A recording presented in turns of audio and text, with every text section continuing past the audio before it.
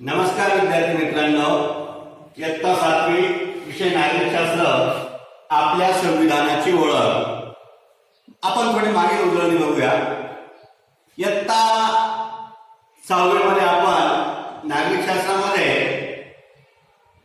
नियमांच्या आवश्यकतेचं महत्व याविषयी बरीचशी माहिती आपण जाणून घेतलेली आहे. कुटुंब, शाळा, आपलं गाव, आपला जिल्हा, आपला शहर, त्याचे व्यवहार सुरळीत चालण्यासाठी काही संकेत किंवा नियम आपण पाळतो. आणि कुटुंबामध्ये नियम नसतात, परंतु प्रत्येक कुटुंबाच्या सदस्यांनी कसं वागावं याविषयी काही संकेत असतात. शाळेमध्ये प्रवेशासंबंधीचे नियम असतात, गणवेशासंबंधीचे नियम असतात, अभ्यासासंबंधीचे नियम असतात. अशा विविध स्पर्धांमध्ये सुद्धा वेगवेगळे नियम हे असतात. आपल्या गावाचा आणि आपल्या शहराचा कारभार हा नियमानुसार चालतो, त्याचप्रमाणे आपल्या देशाचाही कारभार हा नियमानुसार चालतो.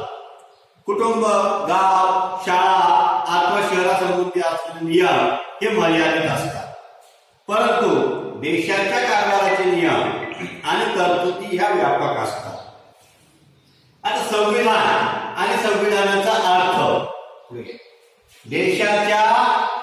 देशाच्या कारभारासंबंधीच्या तरतुदी एकत्रितपणे व सुसूत्रपणे ज्या ग्रंथामध्ये नमूद केलेल्या असतात त्याला संविधान असं म्हणतात. संविधान म्हणजे आपल्या देशाच्या कारभारासंबंधीच्या तरतुदी एकत्रितपणे व सुसूत्रपणे ज्या ग्रंथामध्ये नमूद केलेल्या आहेत त्याला संविधान असं म्हणतात. आता प्रत्येक देशाने संविधानाचं तत्व हे अंगीकारलेलं आहे. त्यामध्ये शासन किंवा सरकार स्थापन जे केलं जातं लोकप्रतिनिधींमार्फत, ते संविधानातील तरतुदीनुसार राज्यकारभार करण्याचं या शासनाला बंधन असतं. आणि संविधानातील तरतुदी आणि त्यामध्ये नमूद केलेला कायदा हा मूलभूत असतो. संविधानाला विसंगत ठरते असे कायदे शासनाला करता येत नाही, आणि तसे केल्यास असे कायदे न्यायमंडळ जे आहे ते न्यायमंडळ रद्द करू शकते. संविधानातील तरतुदी. आता संविधान जे आहे त्या संविधानामध्ये नेमकं काय आहे किंवा कोणती माहिती आहे, काय तरतुदी केलेल्या आहेत. उदाहरणार्थ नागरिकत्व, नागरिकांचे हक्क, त्यानंतर शासन संस्था आणि त्याच्यातील संबंध, कायद्याचा विषय, निवडणुका, शासनाच्या मर्यादा आणि राज्याचा अधिकार क्षेत्र इत्यादी बाबतच्या तरतुदी या संविधानात असतात. संविधानानुसार राज्यकारभार करण्याचं तत्व हे बहुतेक सर्व देशांनी अंगीकारलेलं आहे, स्वीकारलेलं आहे. असं असलं तरी प्रत्येक देशाचं संविधान हे वेगवेगळं आहे. का तर प्रत्येक देशाची भौगोलिक, आर्थिक, सामाजिक, राजकीय स्थिती ही वेगवेगळी असल्यामुळे प्रत्येक देशाचं संविधान हे स्वतंत्र आहे. प्रत्येक देशाचं संविधान स्वतंत्र आहे. का तर इतिहास, समाजरचना, संस्कृती, परंपरा इत्यादी बाबतीत प्रत्येक देशामध्ये भिन्नता असते किंवा वेगवेगळेपणा असतो. त्याचप्रमाणे ज्या त्या राष्ट्रांच्या गरजा आणि उद्दिष्टही भिन्न असू शकतात. उदाहरणार्थ आपण जर बघितलं भारत, तर भारताला खनिज तेलाची गरज आहे. खनिज तेल जे काय आहे ते आपल्याला इतर देशाकडून आयात करावं लागतं, परंतु ते जर आपण सौदी अरेबिया, इराण, इराक बघितलं तर त्या ठिकाणी त्यांना पाण्याची कमतरता आहे आणि खनिज तेल भरपूर आहे. असा प्रत्येक देशाच्या गरजा या वेगवेगळ्या असल्यामुळे त्या ठिकाणचं संविधान हे वेगवेगळं आहे. आणि प्रत्येक देश हा त्याच्या अनुरूप संविधान तयार करत असतो. अमेरिका, इंग्लंड या देशांचा राज्यकारभार सुद्धा संविधानानुसार चालतो. या दोन्ही देशांच्या संविधानामध्ये फरक आहे. अमेरिकेचं संविधान 1789 साली आणण्यात आलं. ते लिखित असून त्यामध्ये केवळ 7 कलम आहेत आणि 225 वर्षापेक्षा अधिक काळ लोटला असून सुद्धा संविधानानुसार आज सुद्धा अमेरिकेचा राज्यकारभार चालतो. इंग्लंड या देशाला सुद्धा अनेक शतकांचा इतिहास आहे. राज्यकारभाराविषयीचे नियम, रूढी, संकेत या मध्ये काटेकोरपणे पालन हे इंग्लंडमध्ये केलं जातं. पुढे आपण बघू संविधानाची आवश्यकता. संविधानाची गरज काय, संविधानाची आवश्यकता काय, तर संविधानामध्ये नमूद केलेल्या तरतुदी किंवा नियमानुसार राज्यकारभार करण्याचे अनेक फायदे असतात. कोणकोणते? तर शासनाला नियमाच्या चौकटीत राहून राज्यकारभार हा करावा लागतो. त्यामुळे त्यांना मिळालेल्या अधिकाराचा दुरुपयोग हा त्यांना करता येत नाही, सत्तेचा दुरुपयोग करता येत नाही. तर शासनाला त्यांना मिळालेल्या अधिकार आणि कायद्यानुसार राज्यकारभार करावा लागतो. संविधानामध्ये नागरिकांचे हक्क आणि त्यांचं स्वातंत्र्य जे काही आहे नागरिकांचा याचा उल्लेख असल्यामुळे शासनाला तो हक्क हरवून घेता येत नाही. त्यामुळे नागरिकांचे हक्क आणि स्वातंत्र्य हे सुरक्षित राहतं. संविधानानुसार राज्यकारभार करणं, संविधानानुसार राज्यकारभार करणं म्हणजेच कायद्यानुसार राज्यकारभार करणं. याचाच अर्थ कायद्याचं राज्य प्रस्थापित करण्यासारखं आहे. संविधानानुसार राज्यकारभार होत असल्याचं पाहून सर्वसामान्य माणसाचा शासनावरील विश्वास वाढतो. त्यामध्ये संविधानावरील विश्वास लोकांचा वाढल्यावर, शासनावर विश्वास वाढल्यानंतर लोक शासनाच्या कामकाजामध्ये सहभाग घेतात आणि सामान्य माणसाच्या वाढत्या या सहभागामुळे लोकशाही जी काय आहे ती लोकशाही अधिक मजबूत होते. संविधान त्या देशासमोर काही राजकीय आदर्श ठेवलेले असतात आणि त्या दिशेने वाटचाल करण्याचं बंधन हे त्या राष्ट्रावर असतं आणि त्यातूनच मग जागतिक शांतता, सुरक्षितता, मानवी हक्काचं संरक्षण होण्यासाठी पोषक असं वातावरण हे निर्माण होत असतं. आणि नागरिकांच्या कर्तव्याचा सुद्धा उल्लेख हा संविधानात असल्यामुळे नागरिकांना ज्या पद्धतीने संविधानाने हक्क दिलेले आहेत त्याच पद्धतीने काही नागरिकांना कर्तव्य सुद्धा करावी लागतात ही संविधानानुसार. पुढे बघू राज्यकारभार म्हणजे काय. फक्त राज्यकारभार तर राज्यकारभार म्हणजे काय, तर राज्यकारभार म्हणजे त्या राज्यकारभारामध्ये कोणकोणत्या बाबी समाविष्ट आहेत, तर देशाच्या सीमांचं संरक्षण करणं. बघा आता आपला भारत देशाच्या बाजूला पाकिस्तान, इकडं नेपाळ, भूतान, बांगलादेश हे देश आहेत आणि या देशांपासून किंवा चीन इतर देशांपासून आपल्या भारताचं संरक्षण करण्यासाठी भारतीय सीमेचं संरक्षण करणं हे एक जबाबदारी राज्यकारभार करताना आहे. परकीय आक्रमण जे काही आहेत या परकीय आक्रमणांपासून जनतेचं संरक्षण करणं इथपासून तर दारिद्र्य निर्मूलन, रोजगार निर्मिती, शिक्षण, आरोग्य सेवा, उद्योग व्यवसायांना प्रोत्साहन, दुर्बल घटकाचं संरक्षण, महिला आणि बालक, आदिवासींच्या प्रगतीसाठी विविध उपाययोजना आपण बघतो की पिवळं कार्ड जे आपण दारिद्र्य रेषेखाली कार्ड म्हणतो बघा, त्या कार्डानुसार गरीब लोकांना स्वस्तामध्ये धान्य किंवा इतर गोष्टी ज्या काही त्या उपलब्ध करून दिल्या जातात. म्हणजे राज्यकारभार करत असताना आर्थिक दुर्बल जो काही घटक आहे या आर्थिक दुर्बल घटकाला त्याच्या उन्नतीसाठी काही सोयी सुविधा या उपलब्ध करून दिल्या जातात. त्याच पद्धतीने आधुनिक काळातील शासनाला अवकाश संशोधनापासून तर सार्वजनिक स्वच्छतेपर्यंतच्या सर्व बाबींचे निर्णय हे घ्यावे लागतात. याला राज्यकारभार करणं असं म्हणतात. संविधानाचा अर्थ, त्याच्यातल्या तरतुदी, संविधानाची आवश्यकता, राज्यकारभार म्हणजे काय हे आपण या ठिकाणी जाणून घेतलेलं आहे. त्याच्या पुढे आपण संविधान निर्मिती आणि त्याची पार्श्वभूमी हे पुढच्या पाठात बघणार आहोत. धन्यवाद.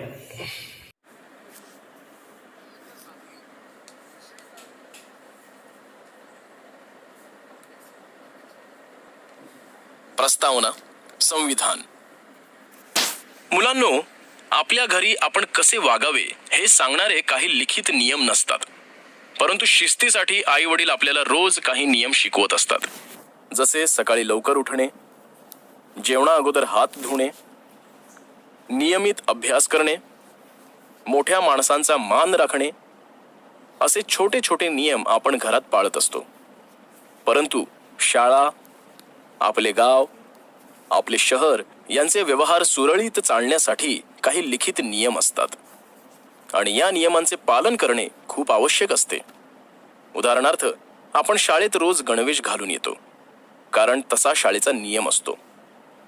हॉस्पिटलमध्ये गेल्यानंतर आपल्याला शांतता पाळावी लागते कारण तसा हॉस्पिटलचा नियम असतो. रस्त्यावरून गाडीने जाताना लाल रंगाचा सिग्नल दिसला की आपल्याला गाडी थांबवावी लागते कारण तसा रहदारीचा नियम असतो. तसेच खेळ खेळताना प्रत्येक खेळांचे वेगवेगळे नियम असतात. ते आपल्याला पाळावेच लागतात. अगदी त्याच पद्धतीने आपल्या देशाचेही काही नियम आहेत जे पाळणे सर्वांसाठी बंधनकारक असतात. कुटुंब, संस्था, संघटना यांची रचना मर्यादित असते किंवा त्यांचे स्वरूप छोटे असते. त्यामुळे त्यांचे नियमही मर्यादित असतात. कधी ते लिखित असतात तर कधी अलिखित. परंतु आपला देश खूप मोठा आहे. त्याच्या सीमा विस्तारित आहेत. म्हणून त्यासाठी तयार झालेले नियमही व्यापक असतात. हे नियम ज्या ठिकाणी लिहिलेले असतात त्या संविधानाची माहिती आपण या पाठात घेणार आहोत. संविधान. मुलांनो, देश ही व्यापक संस्था आहे हे आपण पाहिलेच आहे. तर या देशाच्या कारभारासंबंधीच्या तरतुदी एकत्रितपणे व सुसूत्रपणे लिखित स्वरूपात ज्या ग्रंथात नमूद केलेल्या असतात आणि ज्याला देशाच्या सर्वोच्च सत्तेने मान्यता दिलेली असते त्या ग्रंथाला संविधान असे म्हणतात. याचाच अर्थ संविधान म्हणजे दुसरे तिसरे काही नसून आपल्या देशासाठी तयार करण्यात आलेले नियमच आहेत जे एका ग्रंथात लिखित स्वरूपात आहेत. या संविधानास राज्यघटना असेही म्हणतात. भारताचे संविधान हा भारताचा सर्वोच्च व पायाभूत कायदा आहे. आपण पाहतो की निवडणुकीत मतदारांनी केलेल्या मतदानातून जे प्रतिनिधी निवडून येतात ते सरकार स्थापन करतात. या लोकांनाच आपण शासन, सरकार, मंत्रिमंडळ अशा विविध नावांनी ओळखतो.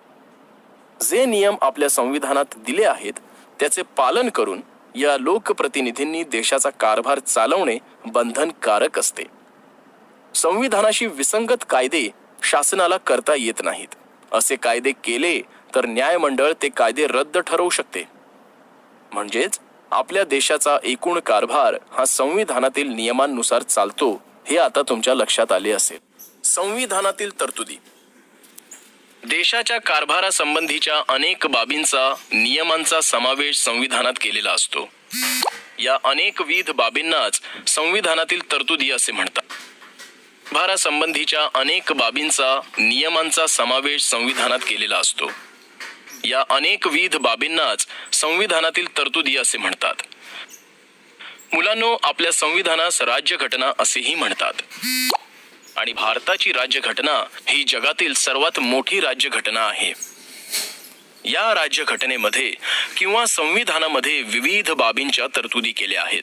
उदाहरणार्थ, नागरिकत्व, नागरिकांचे हक्क, त्यांची कर्तव्ये, नागरिक आणि शासन संस्था यांच्यातील संबंध, शासनाला असणारे अधिकार, निवडणुका संबंधातील कायदे, देश व राज्य यांचे अधिकार क्षेत्र इत्यादी.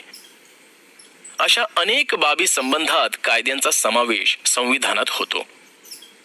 संविधानाने आपल्याला काही हक्कही दिले आहेत जे कोणीही आपल्याकडून हिरावून घेऊ शकत नाही. उदाहरणार्थ, विचार स्वातंत्र्य, मत प्रकट करण्याचे स्वातंत्र्य, आपल्या धर्माचे स्वातंत्र्य. पण या हक्कांसोबत काही कर्तव्येही संविधानात नमूद केली आहेत ज्याचे पालन करणे सर्वांना गरजेचे आहे. उदाहरणार्थ, 1. नैसर्गिक साधन संपत्तीचे जतन करणे आणि 2. राष्ट्रगीताचा मान राखणे इत्यादी. बहुतेक सर्व देशांनी आपापल्या राज्यघटनेनुसार राज्यकारभार करण्याचे तत्व स्वीकारले आहे. परंतु प्रत्येक देशाची राज्यघटना ही वेगवेगळी असते. कारण त्या देशाचा इतिहास, भौगोलिक रचना, त्यांची समाज रचना, संस्कृती, परंपरा, त्या राष्ट्रांच्या गरजा, त्यांची उद्दिष्टे हे सारे काही भिन्न असते. या सर्व गोष्टींचा विचार करून कोणत्या गोष्टी किंवा कोणते नियम त्या देशाला अनुकूल ठरतील हे पाहूनच त्या त्या देशाच्या राज्यघटना तयार करण्यात आल्या आहेत. मुलांनो, तुम्हाला हे माहीत असणे गरजेचे आहे की संविधानाचे 2 प्रकार असतात, लिखित संविधान आणि अलिखित संविधान. काही देशांच्या राज्यघटना या अलिखित स्वरूपाच्या आहेत, म्हणजेच त्यांचे कायदे कुठेही लिहिलेले नाहीत, तरीही ते देश त्या कायद्यांचे पालन करतात. उदाहरणार्थ, इंग्लंड या देशाच्या राज्यकारभाराचे नियम हे संकेत, रूढी, परंपरा या स्वरूपात आढळतात, परंतु त्यांचे पालन अतिशय काटेकोरपणे केले जाते. 1215 साली झालेल्या मॅग्ना कार्टा करारापासून इंग्लंडचे संविधान विकसित होत गेले. या संविधानात जरी काही लिखित नियम असले तरीही इंग्लंडचे संविधान हे प्रामुख्याने अलिखित आहे. तर या उलट अमेरिकेचे संविधान इसवी सन 1789 मध्ये अंमलात आले व ते लिखित स्वरूपाचे आहे. त्यामध्ये केवळ 7 कलमांचा समावेश आहे. त्यातील पहिल्या 3 कलमात जरी काही लिखित नियम असले तरीही इंग्लंडचे संविधान हे प्रामुख्याने अलिखित आहे. तर या उलट अमेरिकेचे संविधान इसवी सन 1789 मध्ये अंमलात आले व ते लिखित स्वरूपाचे आहे. त्यामध्ये केवळ 7 कलमांचा समावेश आहे. त्यातील पहिल्या 3 कलमांमध्ये 3 विभागात सत्तेचे विभाजन झाले आहे. 1 कायदेविषयक, 2 न्यायव्यवस्था आणि 3 कार्यकारी मंडळ. अमेरिकेची राज्यघटना 17 सप्टेंबर 1789 रोजी तयार झाली आणि तिची अंमलबजावणी 4 मार्च 1988 पासून करण्यात आली. ही राज्यघटना तयार होऊन जवळजवळ 225 वर्षांपेक्षा अधिक काळ लोटला, तरीही त्याच संविधानानुसार आजही अमेरिकेचा कारभार चालतो. ही संस्था, संघटना, एखादी शाळा, बँक हे स्वतःच्या विकासासाठी आपली नियमावली तयार करतात आणि त्यानुसार आपला कारभार सांभाळतात. तेव्हाच त्यांची प्रगती होते. तसेच देशाच्या विकासासाठीही आपल्या संविधानात काही नियम दिले आहेत. पण हे नियम तयार करण्याची आवश्यकता का भासली हे आपल्याला समजणे गरजेचे आहे. तर आता आपण त्याची कारणे पाहूयात. 1. शासनाला नियमांच्या चौकटीत राहूनच राज्यकारभार करावा लागतो. त्यामुळे त्यांना मिळालेले अधिकार, सत्ता यांचा दुरुपयोग होण्याची शक्यता कमी असते. म्हणजेच आपण निवडून दिलेले लोकप्रतिनिधी हे निवडणूक जिंकून गेले असले तरी संविधानातील नियमांप्रमाणेच त्यांना वागावे लागते. 2. संविधानात नागरिकांचे हक्क व कर्तव्य यांचा समावेश केलेला असतो. त्यांच्या स्वातंत्र्याचा उल्लेख केलेला असतो. संविधानातील नियमांप्रमाणेच त्यांना वागावे लागते. 2. संविधानात नागरिकांचे हक्क व कर्तव्य यांचा समावेश केलेला असतो. त्यांच्या स्वातंत्र्याचा उल्लेख केलेला असतो. शासनाला हे हक्क, नागरिकांचे स्वातंत्र्य हिरावून घेता येत नाहीत. म्हणून नागरिकांचे हक्क व स्वातंत्र्य सुरक्षित राहते. म्हणजे पहा, 18 वर्षांनंतर तुम्हाला मतदानाचा अधिकार आहे. तो अधिकार जर कोणी तुमच्याकडून हिरावून घेत असेल तर तुम्ही न्यायालयात दाद मागू शकता. 3. संविधानातील तरतुदींनुसार राज्यकारभार करणे म्हणजे हिरावून घेत असेल तर तुम्ही न्यायालयात दाद मागू शकता. 3. संविधानातील तरतुदींनुसार राज्यकारभार करणे म्हणजे कायद्याचे राज्य प्रस्थापित करण्यासारखे आहे, कारण त्यात सत्तेच्या गैरवापराला किंवा मनमानी कारभाराला वाव नसतो. म्हणजेच संविधानातील नियम हे लिखित स्वरूपाचे असतात. जर कोणी सत्तेचा दुरुपयोग केला तर त्याविरुद्ध न्यायालयात दाद मागता येते. 4. संविधानानुसार राज्यकारभार होत असल्याने सामान्य माणसाचा शासनावरील विश्वास अधिक वाढतो. त्यातून ते राज्यकारभारातील सहभागाला उत्सुक होतात व सामान्य माणसाच्या सहभागामुळे लोकशाही अधिक मजबूत होते. 5. संविधान त्या त्या देशासमोर राजकीय आदर्श ठेवते. उदाहरणार्थ, भारतीय संविधानाने आपल्यासमोर धर्मनिरपेक्षतेचा आदर्श ठेवला आहे. त्या दिशेने वाटचाल करण्याचे बंधनही त्या राष्ट्रावर असते. त्यातून जागतिक शांतता व सुरक्षितता, मानवी हक्कांचे संवर्धन होण्यास पोषक वातावरण निर्माण होते. एकूणच राज्य घटनेच्या नियमानुसार देशाचा कारभार चालत असेल तर मानवी हक्कांचे संवर्धन होते. 6. नागरिकांच्या कर्तव्याचा उल्लेख संविधानात असल्याने नागरिकांची जबाबदारीही निश्चित होते. म्हणजे सामान्य नागरिक हक्कासाठी लढत असतात, परंतु कर्तव्य पालनाची वेळ येते तेव्हा सर्व मागे सरतात. संविधानामध्ये कर्तव्याचा उल्लेख असल्याने नागरिक आपल्या जबाबदारीप्रती जागरूक राहतो. तर अशा या सर्व कारणांमुळेच आपल्याला संविधानाची गरज भासली.